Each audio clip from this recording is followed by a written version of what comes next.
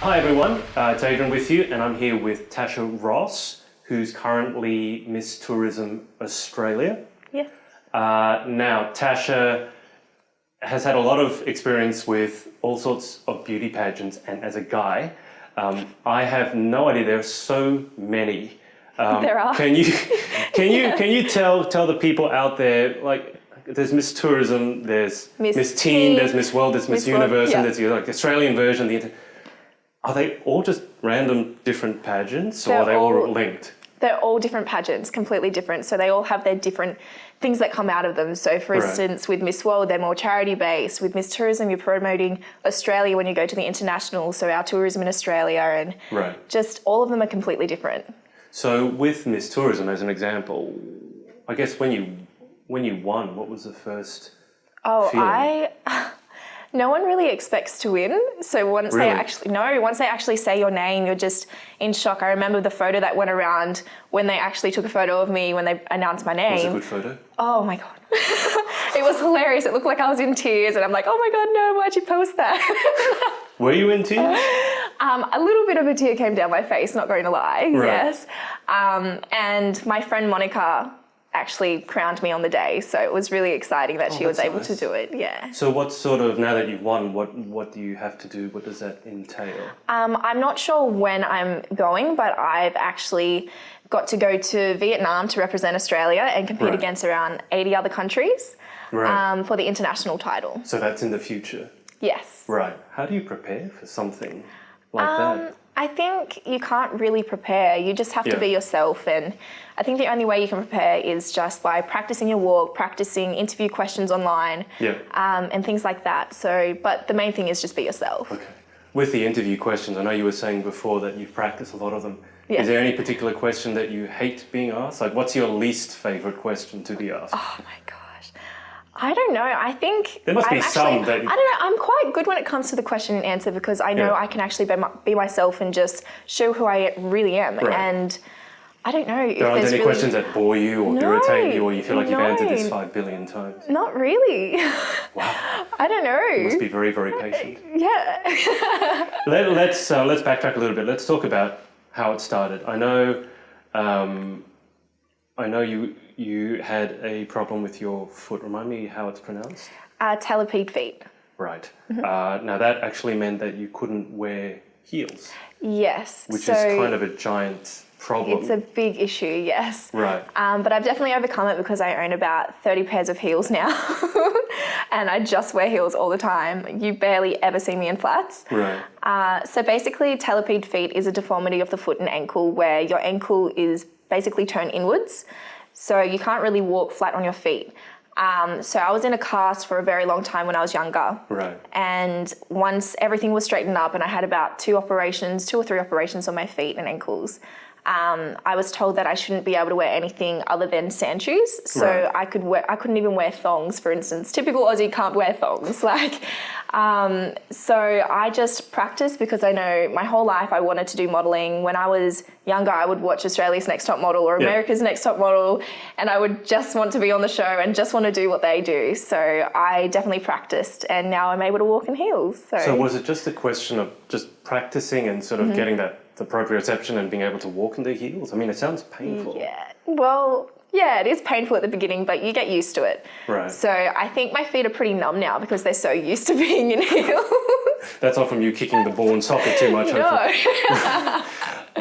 And also you had another problem, scoliosis. Yes. So I still have scoliosis, yes. Which I'd never be able to tell, given the way you're sitting. Yeah. Thank you.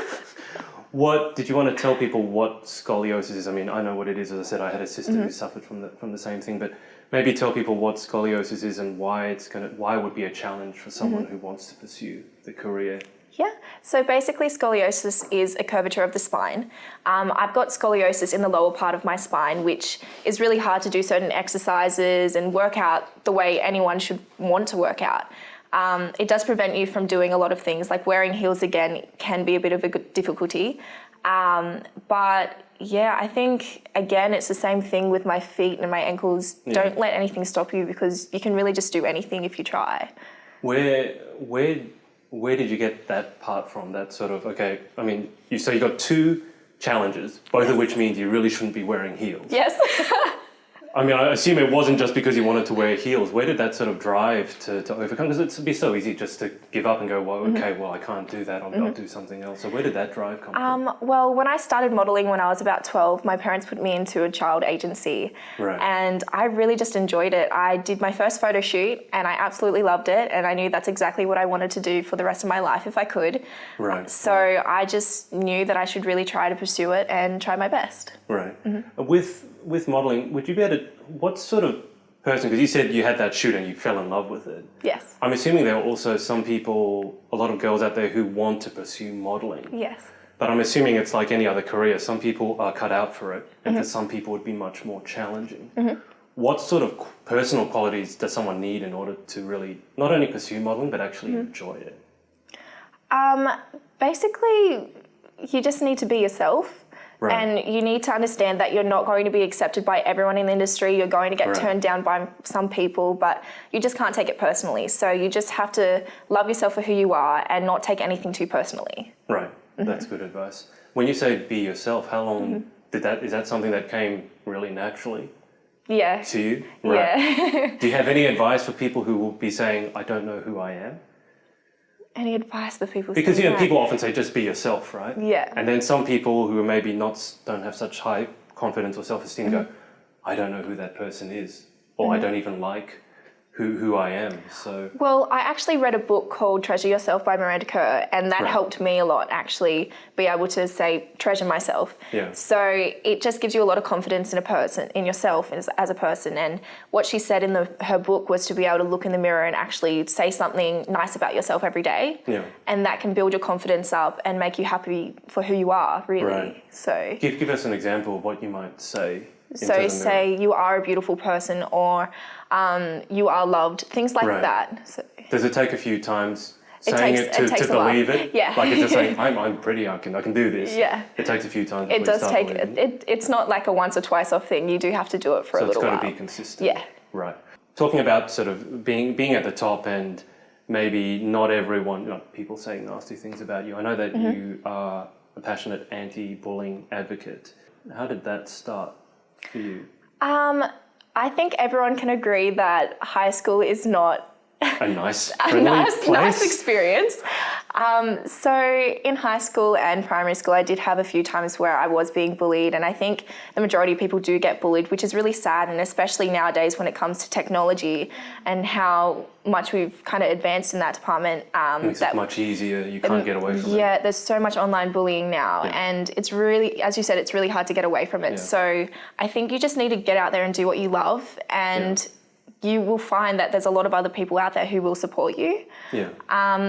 And for instance, when it comes to pageantry, a lot of people say that it can get catty and there's a lot of horrible things going on behind the scenes, but really a lot of my best friends come from pageants. Yeah. So you do find people who are supportive of you. Now, I've worked in an all-girls school, as I was telling you, and girls, when it comes to bullying, sometimes can do it very differently to boys. Yes. Boys tend to be, I'll punch you in the face, and then we're best of friends afterwards. Girls, some of the stuff I saw, and this was girls saying this, not me saying this, it's like knife in the back and then some. If someone is struggling with that, like really struggling, and it can get really bad, right? Yeah, it can. We've had incidents of, young people taking their own lives. What would you, what sort of advice would you give them when they're sort of at that point? I think the main thing is, your family is always going to be there for you, and they're always going to be able to support you no matter what. So I think you need to have that connection with your family and be able to tell them what's going on. So don't keep it to yourself. So share with someone. Share with someone else, because if you do keep it to yourself, you're going to bottle up all of these emotions, and it's not healthy for you. It's not healthy for your mental state. So I think if your family knows, they can at least help and try to do something about it, especially in primary schools. They can go off and talk to the teachers or something like that. Sure. And the teachers will be able to stop it. So I think keep your family close and make sure you share your emotions with other people. And probably, you have some trusted friends as well. Yes. Share it with the friends that you really trust. Yeah. Let's switch tacks and go talk about body image for a sec. Now, I know this is something that you're passionate about. Yes, very passionate. And I have here that when you started, this was online, I don't know if it's accurate or not, but it said that when you started modelling, you saw a lot of skinny girls there sort of starving themselves. Yes. and you made a choice that you deliberately wanted to be different to them. Can you tell us tell us a bit about that experience? Okay, so when I was younger, a couple of years ago, I got offered a job to go over to model in Paris, basically. And I was there for a couple of months, and I got to live with a few girls and share a room with them. And some of the eating habits I saw were really quite terrifying more than anything. Right. Some girls were eating cotton buds. I know. They were eating cotton buds to actually make themselves full and fill up their stomachs. So, yes, it's a very odd thing to do, but it is terrifying seeing things like that. I just wanted to be able to come home, study personal training, and show people that eating is actually healthy. You can be in a healthy weight. You can look healthy by eating properly. And I remember when I was over there, I would eat things like my salmon and my veggies, and they would actually be a decent sized meal. And everyone would be like, why are you eating that? It's so big. Or was it difficult to sort of stick to your guns and actually eat because I like food. But you didn't have pressure from the other, some of the other girls obviously going, how can you eat that? You're going to get fat and things like that. No, I think it's because I knew exactly what was the right thing to do. Right. So I knew that eating was right for me because I knew if I didn't eat, you do end up looking kind of gaunt in a way. You don't look like you are healthy. So I'm very much into my health and fitness, so I knew it was right. Sorry, those girls who were eating the cotton buds still boggles my mind. Did they actually think that would work? Did they think it was healthy? They kind of possibly thought it was healthy. Yeah, well, the model industry is tough. There are some people out there who tell you to lose a certain amount of weight and certain centimeters, but the thing is you have to realize everyone's body shape is different. You can't expect to look like the person in the magazine because sometimes the person in the magazine doesn't even look like themselves. It's photoshopped. So I think just be healthy is the main thing. Right. With the personal training, because you mentioned, we were talking about weight loss, talking about dropping centimeters, because a lot of, I think, girls think if I lose weight, then I drop the centimeters. Obviously, as a personal trainer, that's not quite the case. No, I never look at the scales. Never ever look at the scales. Because I know that muscle does weigh more than fat. And when you work out, you are going to put on muscle. So I think if you actually measure yourself and put tape around yourself, that's when you'll get the results. So what sort of workouts would you do? I mean, you're modelling, you're a personal trainer, you also do some Pilates work. So what sort of, take us through a week? If you had time, because obviously there are times when you don't have time, but if you had time. Always make time, basically. Right, but how would you structure a week? I'm quite funny when it comes to working out. I don't like doing the same repetitive sort of workout. So for instance, if someone asked me to go for a run, I'd be like, no. I don't like running. I don't like doing the same thing for a long period of time. So I like doing circuit workouts. So a lot of weights, light weights, but really high intensity sort of workouts. And within that week, I do include Pilates because Pilates for me is great because I do have scoliosis. So I think anyone who has got any issues or needs to increase their flexibility should do something like Pilates or yoga once a week. Talk to us a little bit about weights, because I've talked to personal trainers about this before, and I know a lot of girls are phobic if they do weights. They're going to, I think they should call it have man arms and things like this. Can you please debunk, being a model and also being a personal trainer, can you please debunk that just a little bit? Yes, okay, so weights are very important to do. That's how you are going to tone up. Cardio is not everything. You're not going to get the body that you want from just doing cardio, just like you're not going to get the body you want from just doing weights. You need to have a mixture of everything that you can possibly do. So, for instance, the other day I managed to squat 50 kilos, best day ever. Yes, so it's very important. Where were you holding it? Barbell, so behind my back. Wow. Yes, and that's a big thing for me because with scoliosis, it's really hard to do squats. So 50 kilos is really good for when I weigh like 56. I was going to say, it's probably about your body weight. So doing weights is definitely important. So weights, cardio has its place. It's not about saying it's all weights and don't do the cardio. So it sounds like you've got a mixture of the cardio, the weights, and then also the Pilates. Some people do yoga, obviously. But that's almost a recovery and keeping yourself nice and mobile. Yes, that's the other thing as well. A lot of people think that flexibility isn't important. It really is. It's going to help you a lot when you do your workouts. So, and it's also important to have that recovery and to relax your body a little bit. I think probably girls are better with knowing that, guys are just awful Oh, yeah, with ever putting any guys stretching don't- in. No, they no never warm up, stretch. no stretching, just go in Never, and ever pull stretch. something straight away. It's fantastic. Now, I know you do a lot of charity work. Yes. And like at the moment you're doing, it's Miss World Australia Yes. 2016. Yes. And you're raising money for... The Variety, the children's charity. Tell us a little bit about Variety. So the Variety, the children's charity, helps out with the younger generation. They help sick and disadvantaged children to basically live life how they should and let kids be kids. So they have a bunch of different type of programs to help the younger generation.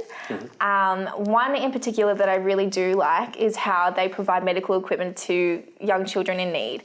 So Miss World Australia so far has raised about $28,000, all of the contestants all up. Wow. And we have helped a young girl named Naomi to have a walker. So she's able to walk and live life how she should. Right. Now I know there's also, I'll put the link below because there's also a link where people can donate to yourself. You're just shy of $3,000 at the moment, aren't you? Yes, and that originally was my target. All the girls get to set a target. And then you were about to hit it. Yes, so what's I raised a new target? it. My new target is $5,000. Right, and when do you have to raise that by? By July. By July. Yes. You might need to raise that target a bit more, but I'll put the link below. I mean, well done for getting to $3,000. Thank you. That's a lot. Off. It is so much. It's way more than I expected. Well, I saw one of the donations was for $1,000. Yes, that was from Wisebury. They're a real estate agency that are really close to me where I live, and the guy there, Scott, is just incredible. He's such a nice person. I didn't expect $1,000 from him to donate. Most people do. Yeah, he's just such a lovely person and donated $1,000. And I was like, oh my God, this is incredible. So we'll put the link below if you wanted to donate to Tasha, and certainly I encourage you to. I also saw that you are running a high tea. Yes, a high tea. Tell us more. Tell us what a high tea. I don't know what a high tea is.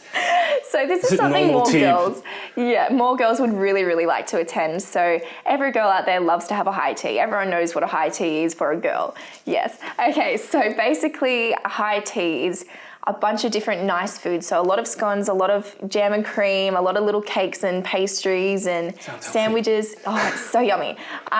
Yes, so my event is a high tea, and we're also doing raffles and little prizes and giveaways in there as well.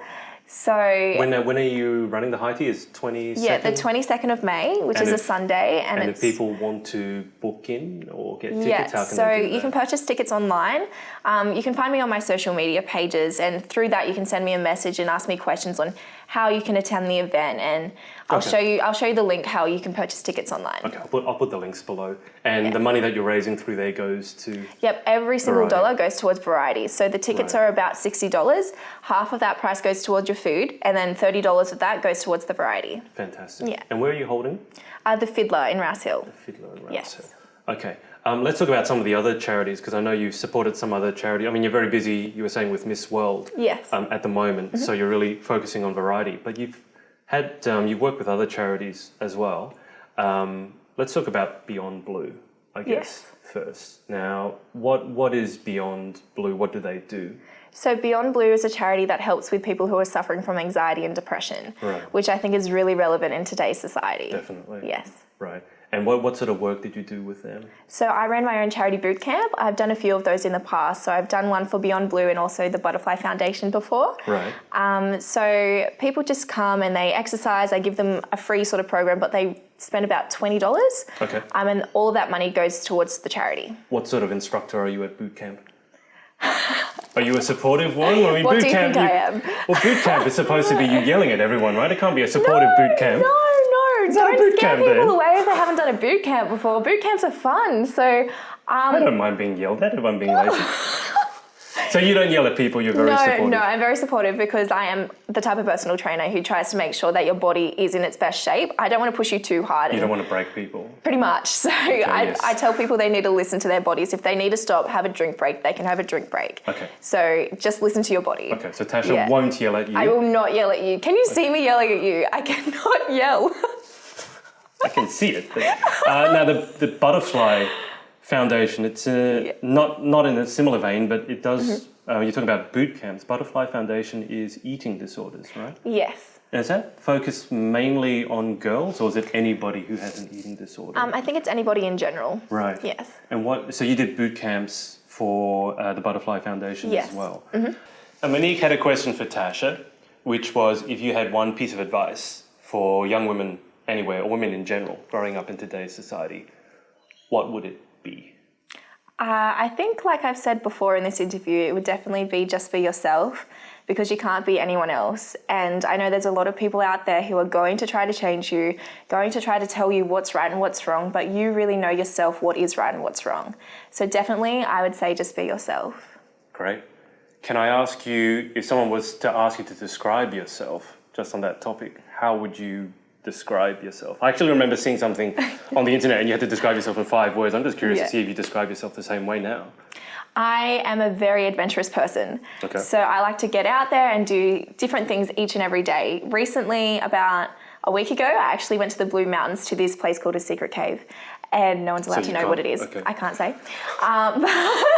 But I actually climbed down 20 meters down a cave. And it was... That's terrifying. Yes! I just like to get out there and do completely different things. It's an adrenaline rush, really. I get to do all these different things and have all these different amazing experiences. Have you ever jumped out of a plane? No, but I was actually in New Zealand and I did do like a canyon swing. So it's kind of like... Kind of like a bungee jump? A bungee jump, but a bungee swing. Right. Yeah. Okay. All right. And it's the tallest one in the world as well. So, okay. So no fear here, obviously. No. Now we're gonna wrap up with Tasha, and whatever comes into your mind is great. So number 1, what is your favorite word? My favorite word? Happy. Number 2, what is your least favorite word? Negative. That's the same as Monique. Number 3, what turns you on? What? What turns you Food. on? Food. The giant ribs that she was having in America. Yes, my ribs. Number 4, what turns you off? People being mean. Okay. Number 5, what sound or noise do you love? What sound or noise do I love? Oh, I love the beach. Oh, okay. I love listening to the ocean. Yeah, same, waves. Number 6, what sound or noise do you hate? Oh, in the morning listening to kookaburras. Oh my God, they just annoy me when I wake up. They wake you up. I understand that one. Yeah, we have a few around here. I can't stand cockatoos. Cockatoos... They're so pretty though. They destroy everything. Kookaburras don't destroy anything. They're just waking you up. It's like having a free alarm clock. Number 7 then. What profession other than your own would you like to attempt? When I was younger, I was actually a swimmer. Okay. So I had to choose between that and modelling because I started to gain a lot of muscle. I was very broad. I started to become looking very buff. Right. So I would go back to swimming. Right. Yeah. Okay. What stroke? What stroke? I loved breaststroke. Breaststroke. Yeah. Number 8. What profession would you not like to do? It's an interesting one. What profession would I not like to do? Anything to do with math. Not a fan of maths? No, definitely not. You were homeschooled, right, from year 11? No, I did distance education. So when I went over to Paris to model internationally, that's where I did my education. Right. Yeah. Favourite subject at school? English. And definitely not maths. Definitely not math. Okay. Never. Number 9, this is the last one. If heaven exists, what would you like to hear God say when you arrive at the pearly gates? We've got a lot of sticky date here for you. She really, really likes her food. She's obviously... I told you, healthy means eating. Sticky date and ribs. Now we know why you do personal training and Pilates. Yes. Okay, well, I want to thank Tasha for her time. Thank you so much for being here with us. Thank you for having me. That's all right. If people want to get in touch with you, what would be the best way of doing it? So for the high tea or to support... I'll put the links down below, obviously, for supporting with variety. Yeah. But what's the best way of getting in touch with you? So you can contact me on my email and also my Instagram page or my Facebook like page. Okay. So any of those are perfectly fine to message me on. And the email is? tashalross@gmail.com. Okay, and I'll put all the links to that below. Okay, well, thank you so much for being here. Thank you so much. And we'll see you next time. Thanks, everyone.